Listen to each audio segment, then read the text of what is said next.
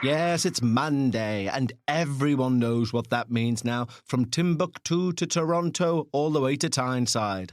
Several T's there. Alliteration. I love it. Don't you? Anyway, what are we going to do today? Well, we're going to do all the usual shenanigans, of course. We're going to sing songs for our Patreons, our merry little band of Patreons who keep the show afloat. We're then going to listen to one of your true paranormal experiences. And then when that's all said and done, we're going to go over to the corner, which is owned by the one and only Bekahs. And of course, prior to all that, of course, we'll have a paranormal review where I review something in the paranormal sphere so that you don't have to review it for yourself, because why would you? Why would you watch something and say, "Dear Kev, don't watch that again. Thanks, Kev." Do you know what I mean? So that's how the show's going to roll. So I hope you're all well. What's new in my life? Not much. You will find out during Becca's Reddit Corner that I managed to get very drunk on the weekend and land on my face a few times, which was fun. I'm not bruised in any way because, I'm very lucky. Or there's, as I say, in Reddit Corner, where there's no sense, there's no feeling. Anyway, let's crack on. So first and foremost, we need to say a huge thank you to our Patreons. And when you sign up to Patreon, not only do you get your name sung by me, hello, you also get access to 2 additional shows each and every week. What? That's like 8 a month, man. What? If there's 4 weeks in a month, that is. But you do. You get, in the middle of the week, me rambling, which, as you can tell, I like to talk. And I ramble about anything. It's not the paranormal. So don't become a Patreon if you think I'm going to talk about the paranormal for 30 minutes on a Wednesday. I'm not. I'm going to ramble about everything and anything that comes into my little tiny brain. And then on a Sunday, normally, it's me and Bekahs. Yes. And we will discuss something paranormal. So I think, what did we do last week? Or yesterday, even. Because we've done a pre-record because we were going away. But what did we talk about? I'm unsure. But it was dead scary anyway, and kind of funny too, which is the point of the show, in case you haven't got it by now. Anywho, we need to say thank you to those new people who've signed up to Patreon. You need to go over to patreon.com/we need to talk about ghosts. Now, genuinely, there's about Christ. Well, Christ isn't over there. He hasn't signed up. Don't worry. But there's about 300 plus hours worth of content. So if you like background drivel alone, do you know what I mean? If you like that sort of stuff by itself, it's worth it. So head over to patreon.com/we need to talk about ghosts, just like the following people have. The guitar is well and truly out. And we have 3 wonderful new Patreons to say thank you to this week. We have Erica Newstead, Daniel Smith, and Peter H. And this little number, it's capoed on the 3rd, and it is just for you. Erica Newstead signed up to the Patreon today. It wasn't today, it was last week. So did Daniel Smith. So did Peter H. And I want to say thank you. I want to say thank you from the bottom of my heart.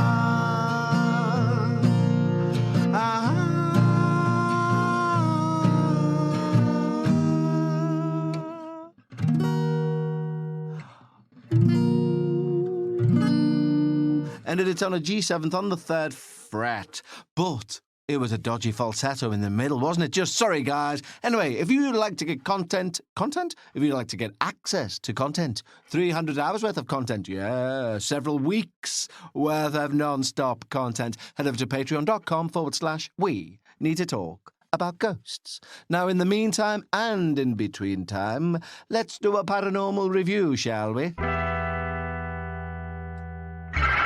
Yes, it's time for me to review something paranormal so that you don't have to review it for yourself. But when you've heard my review, you may want to go and check it out. Fuck me, that's a long introduction, isn't it? Anyway, you know one thing that we've never reviewed on a paranormal review, ever? A website. And you know what we're going to review today? A film. We're not. We're going to review a website. Now, you might well have come across this website. I'm sure you will have. Because if you're listening to this, if you listen to paranormal podcasts in general, then you're into the topic. You know, you Google stuff about it, you watch videos on it, blah, blah, blah. So you've probably come across this website. But it is, if you haven't, then it is definitely worth checking out. And this website is called spookyisles.com.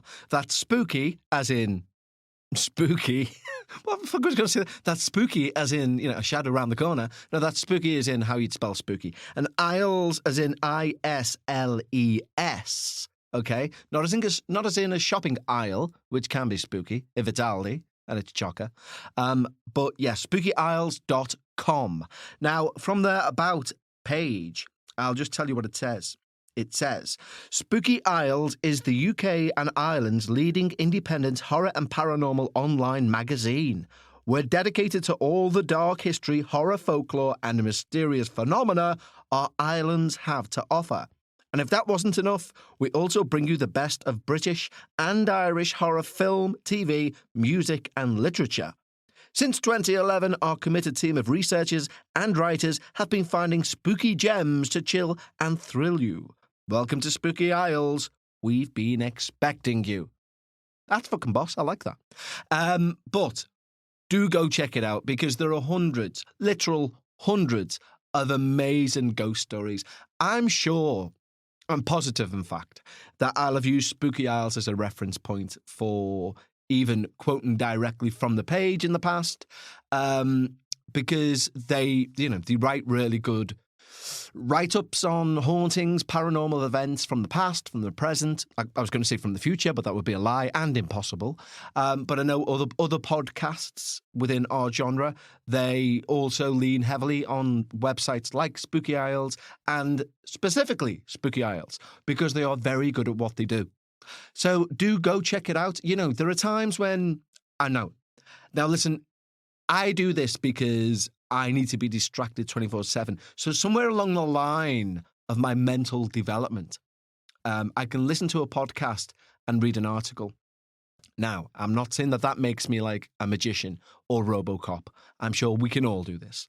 But my point is, if you're in a proper spooky mood, or, you know, maybe you're listening to music and, or music, as I apparently call it, and you want to read something spooky, you could be on this website for hours and you would be deeply entertained. Do you know why? Because unlike this show, there's no waffle. It's just like fact. I mean, as factual as the paranormal can be, but you know what I mean? There's no, like, they don't feel the need to fill a gap. Do you know? Like, so, for example, well, you know what I mean by fill a gap. I don't need to give you... I'm fucking doing it now, aren't I? Ironically. But I mean, as if, like, if they see a ghost on the stairs, they're going to just say, and then they saw a ghost on the stairs. They're not going to say, and on a dark December night, 'twas winter in the middle of Twixmas. Do you know what I mean? It'll just say they saw a ghost on the stairs. So it's factual, it's good, it's to the point. Go check it out, seriously. It's not sponsored, by the way. None of these recommendations I do when I do these reviews are sponsored. By all means, if somebody wants to get in touch and pay me money to do it, then I'll happily review your vegetable collection or whatever it is you sell. But no payment for this. Go check it out. It's paranormal fan to paranormal fan, as in me being a paranormal fan, talking to you as a paranormal fan. Go check it out. SpookyIsles.com. It is 2 thumbs up in the highest order to the sky. Okay? So altogether, 2 thumbs up to the sky. I said that like that everyone was going to join in. And you know, if you did, fair play. And you know, if you were driving, don't. Anyway, SpookyIsles.com. Head over there right now. Yes, it's time for my favourite part of the week. And I say that each and every week, but I mean it each and every week. So that's why I say it. Because I say what I like and I like what I bloody well say. I don't think that's the right saying. But anyway, it is my favourite time of the week because we get to talk about your true paranormal experiences. But before we do, I just want to say a big thank you to everyone who's reached out recently in the bizarre, outpouring of, like, nice messages, really. Hello to Shaylin, by the way, and a big hello to Tracy down in Oz again. Bloody Australia. We might have to move there. Just like, apparently we're massive in Australia. We're not. I think it's just because we mentioned it a few times. But thank you to everyone who's sent in messages of just niceness, just bizarre. When I say bizarre, they're not bizarre. They haven't sent in, "Hi, I've got a cat glued to me head, and thanks for doing the show." I just mean it's more thanks for doing the show. And it's like, what? So, if I don't reply to those emails, and I don't reply to those emails because I don't know what to put. So, just a verbal thank you to all of you guys, genuinely, from the heart. So, anyway, I got quite emotional there. Fucking hell. Kevin, wake up. Anyway, moving on with this actual part of the show, which is my favourite part, where we do get to talk about the paranormal and your experiences. We're going to do 2 smaller ones that we've received today. So instead of... Why do I keep going? I'm sure it's not a pleasant noise for you guys to hear, so I'll try my very best to stop that. I wish there was a plug-in I could have, which was like a D-lip smacker.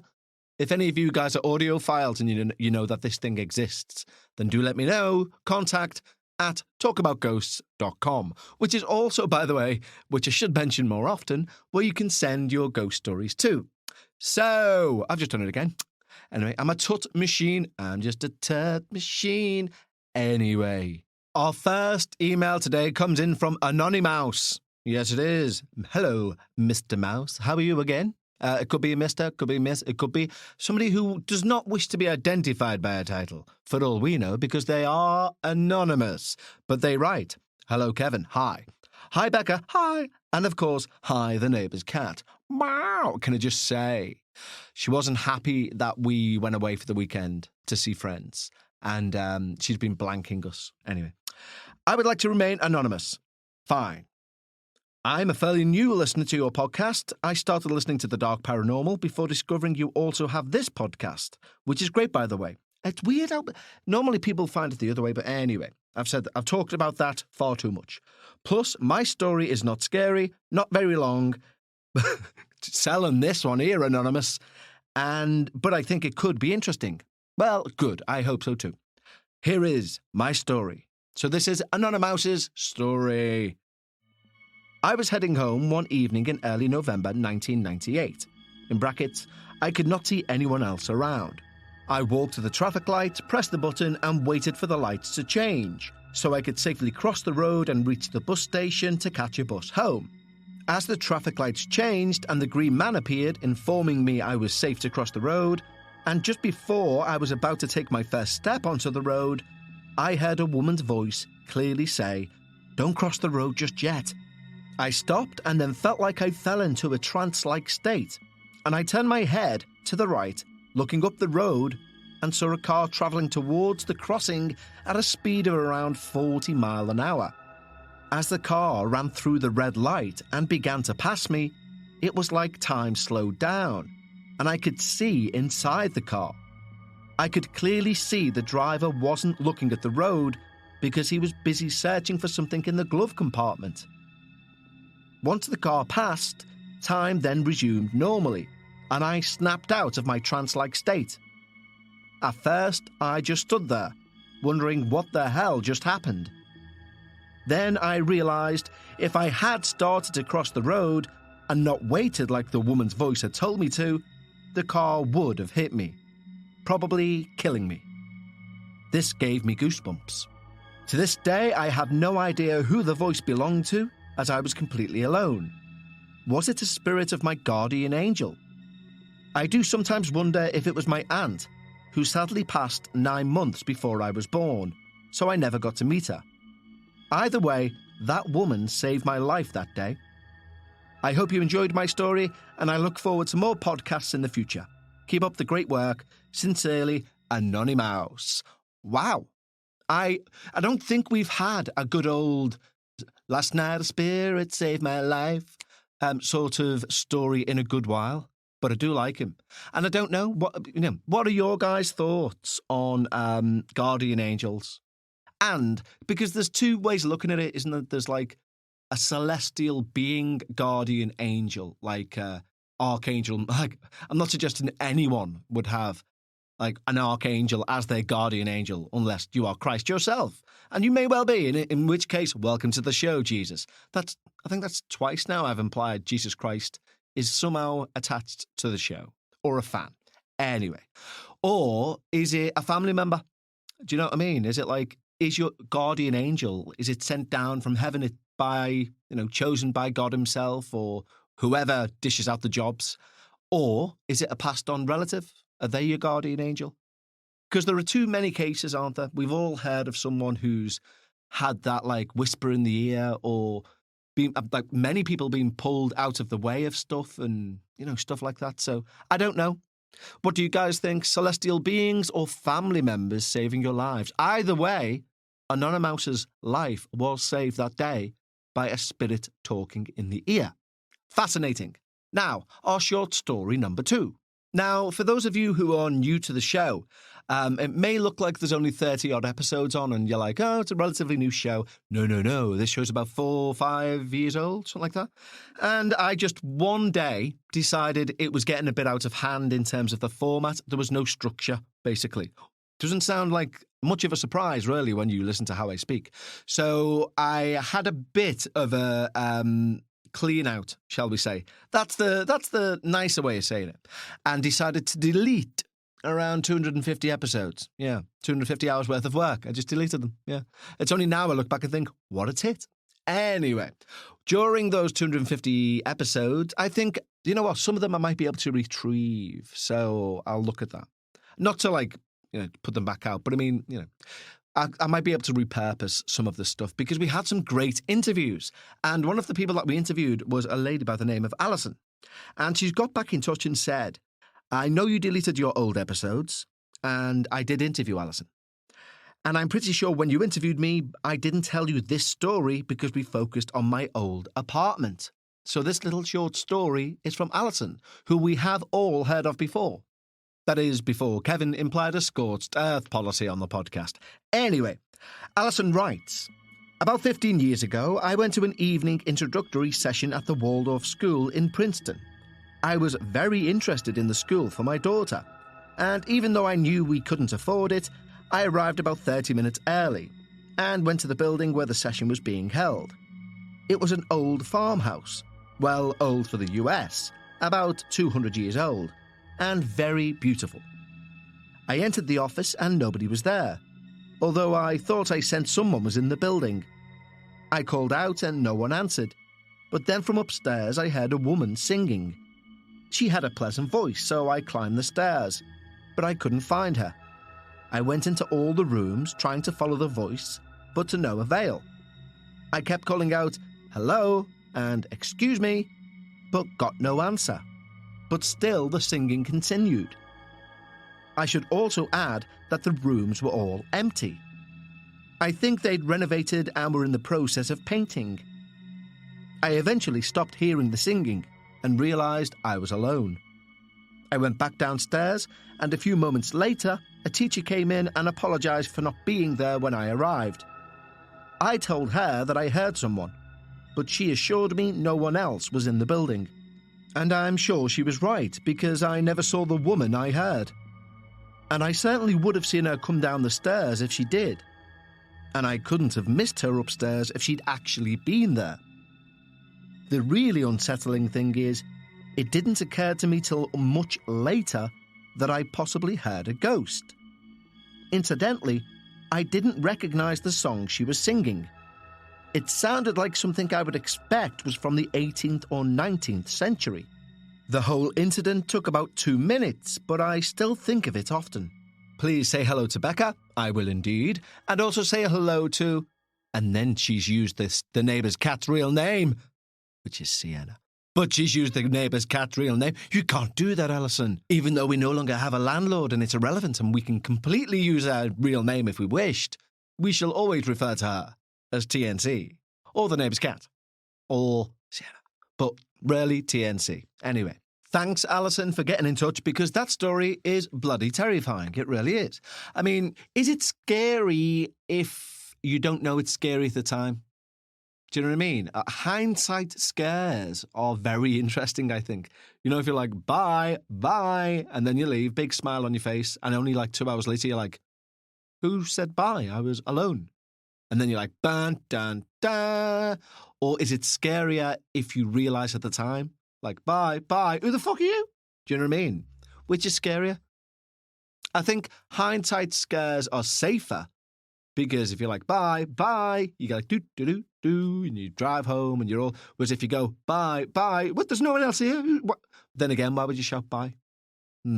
All questions to ponder. But anyway, thank you so much for sending in your true paranormal experiences.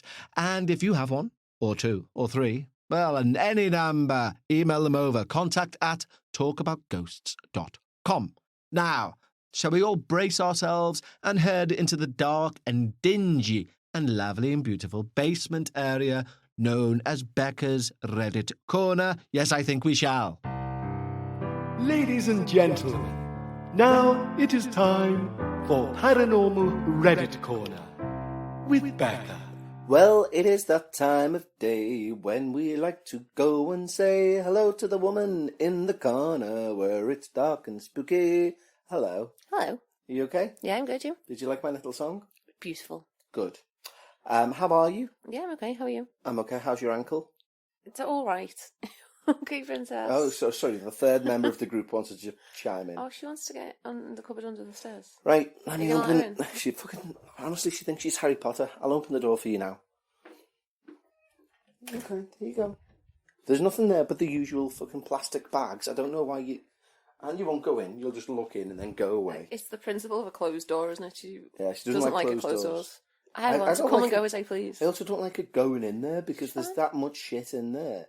It's not safe. She's fine. She knows what she's doing. Anyway, how's your ankle? It's all right, thank you, yeah. So, did we mention that you rolled your ankle, or has it happened since we last recorded? I don't know. Well, basically, Bekah does this good gym thing, don't you? Mm-hmm. Where it's kind of like you do a bit of a run. Yeah.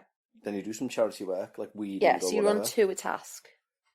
And then you run back. You run back. Yeah. What did you find? You all right? Did you get a fright? Did you find a monster? Monster in there, or did something obviously nearly fall on you because it's full of shit? Anyway, and the same night I was recording with Paul from Mysteries and Monsters for a future episode of his. Yeah. So I'd said to Bekah, when you come in, be quiet because I'm recording, like someone else's podcast. But what I didn't mean was, like, if you happen to be in agony and you're unable to move, don't let me know. So when I was on with Paul for 3.5 hours because we were just gabbing. And when I came down, and Paul would condense that into like an hour-long thing. But when I opened the door and came down, Bekah sat at the bottom of the stairs crying because she's unable to move. I was like, how long have you been there? And she was like, hours. It wasn't hours, but it was... Because I was fine. Well, like, I was running, and I ran, unbeknownst to me at the time, over a loose paving stone, so it, like, gave way under my foot. And, like, rolled it a bit, and I was like, oh, so I stopped, and like, wiggled it around a bit, and it was fine. So I carried on walking, and it was fine. So I carried on running, and it was fine. And I went to the task, did my task, like, on the feet for the whole hour, ran back, and was fine. And then I sat down to have my dinner, and I was sat there for, like, after about an hour, I started to think, oh, you know what, that's hurting a little bit. And after about an hour and a half, it was really sore, like, it was getting really sore. So I wanted an ice pack, went to stand up, literally couldn't put any weight on it at all, crawled over to the freezer on my bum. Yeah. Neighbour's cat was looking at me like, what are you doing? Why are you on the floor? Crawl back. And then I wanted to go upstairs, and I was stood at the bottom of the stairs and looking up, and I was just like, I can't do it. I can't get up there. And that's when the tears came a little bit. And I thought, because we had a rough time, that you thought you'd be finished, and this was about half an hour after that time. So I was thinking, you must be finished any minute. It must be finished any minute. And I just really didn't want to bother you with you recording. And yes, anyway, when you came out, you were like, finished. And I was like, oh, thank God. You came down. You were like, when I said, always let me know about this. Why didn't you just interrupt me? Exactly, You're in pain, for God's sake. Doesn't matter who I'm on to. It's like saying, listen, I've just lost my leg, but Kev's recording with someone for a podcast, so don't tell him, I'll just bleed out. Yeah, to be honest, there was a point when I was crawling around on the floor that I thought, if he could see you, he'd be like, for God's sake, just shout me. Yeah, exactly, yeah. And then we went to Nottingham over the weekend, didn't we, to see our friends for one of their birthdays. Yeah. And whilst there, Kevin doesn't drink. Kevin did drink. Mm-hmm. Kevin face planted, like as in like fell over and didn't even put his arms out, apparently. Just bounced his head off the floor. Yeah, just fell over onto your head. Thankfully no bruises, because, where there's no sense, there's no feeling. And when we were talking about it on the way home with our mates who were driving... Yeah, the next morning. one of the girls went, I went, I can't believe that I face planted. And she went, oh, the first one that you done was the best. I went, the first one? The first one. How many times Amazing. did I do it? And she was like, twice. I was like, what? Brilliant. So I was in some fucking condition. Anyway, we're not here to discuss that. We're here to discuss the darker part of Reddit. Ooh. So I'm going to pass you this story and you're going to read it out. I did see on the way back in the car, I don't know if you spotted it, it looked like they have a haunted museum in Nottingham. It was down the road from our fucking hotel, but we didn't get a chance. Yeah. So you knew about it, you know it existed? I've seen it on the map, yeah. Right, yeah. Okay. Welcome to Reddit Corner with Bekah. Oh, thank you. This story is titled, Am I Crazy? Yes, you are. Like a mofo. Let's begin. Let's begin. I've been hearing like a quiet female-sounding voice whisper my name or say hey, and I'm starting to wonder if I'm going insane or if there's something trying to contact me. So for context, a few months ago I took a picture of the hallway right outside my bedroom because I was scared. I didn't actually notice anything in the picture till my friend had pointed it out. It looked like a finger, but I just kind of shrugged it off because it was dark and could have been anything, and eventually forgot all about it. A few weeks later, I was talking to my mum and had remembered the photo and was joking around about it. My grandma had happened over here and asked me to show her the photo, so I did. As soon as she saw the photo, she started freaking out. Mind you, my grandma is not easily scared about these things. She got out her EMF detector and went down the hall to see if she could get anything, and it started going off like crazy. She got out her EMF detector. That she's carried around with her, apparently. Dun dun diddle and dun. Who you gonna call? Hey, grandma. Diddle diddle and dun dun. Her and the cat started running back down the hallway, the cat jumping over me. I was sitting on the couch, so that's how it was able to get over me. The living room got pretty cold, and she told me the door started to move slightly, and that's why she ran. Now, lately I've been hearing a quiet female voice whisper to me, and I see flashes of white, almost like lightning kind of. I also have dreams about demons often, and they are almost always in the hallway where all this stuff is happening. Whenever I do have demon dreams, the demon is almost always friendly with me. However, the dreams could just be dreams and mean nothing, since the demon in my dreams are always different. The dreaming of demons. Yeah, but how did if they're friendly? How did they mean an atypical thing with horns and a tail? I don't know. Maybe you just know it's a demon. I don't know. Well, you wouldn't unless if it's being friendly to you. Well, you'd know Casper's a ghost even if he was friendly to you. Move quickly on from that.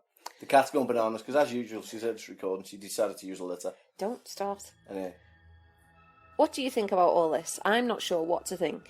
Also, I'm not sure if you'll be able to see anything in these photos since the quality is really bad and it's dark. I've looked at them. There's no point in us directing you to these photos because there are 3 photos of blackness. Yeah, just picture a black square basically, Yeah, and you can see what we can see. She's tried to circle something, or they, I say she, they've tried to circle something within the photo. But even that, it's like picture, like it says, a black square and draw a white circle anywhere in it, and that's... Yeah.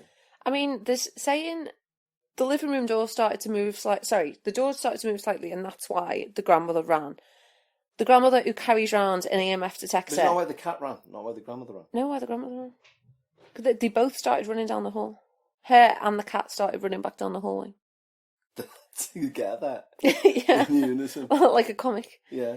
But, I mean, she said, oh, my grandmother isn't scared about stuff like this, but she carries an EMF detector. And if the door, I just feel like a door moving. If you're the kind of person who carries an EMF reader, right, which suggests that you, challenge the paranormal on a fairly regular basis. A door moving slightly, I feel like, should be within your comfort zone. Even if that door now moved a couple of inches, I will be a bit like, there's no breeze in here, but I wouldn't run. Come on, kid. Come on, cat. Dun, dun, diddle, dun, dun. Shit, I forgot my EMF detector. Dun, dun, diddle, dun, dun, dun. And also, I mean, it's this sounds like a bizarre thing to say, but she's got not only has she got an EMF detector, but it's charged. So it means of a night you put your phone on charge. You put I put my e-cig on charge and my headphones on charge. She puts her EMF detector on charge because you just never know. Yeah, standard kind of carrying around. Yeah, phone, purse, keys, phone, wallet, EMF EMF detector. Yeah. I mean, it doesn't make sense to me. So, even in the beginning, a few months ago, I took a picture of the hallway right outside my bedroom because I was scared. I didn't notice anything, but my friend said something looked like a finger, but I shrugged it off.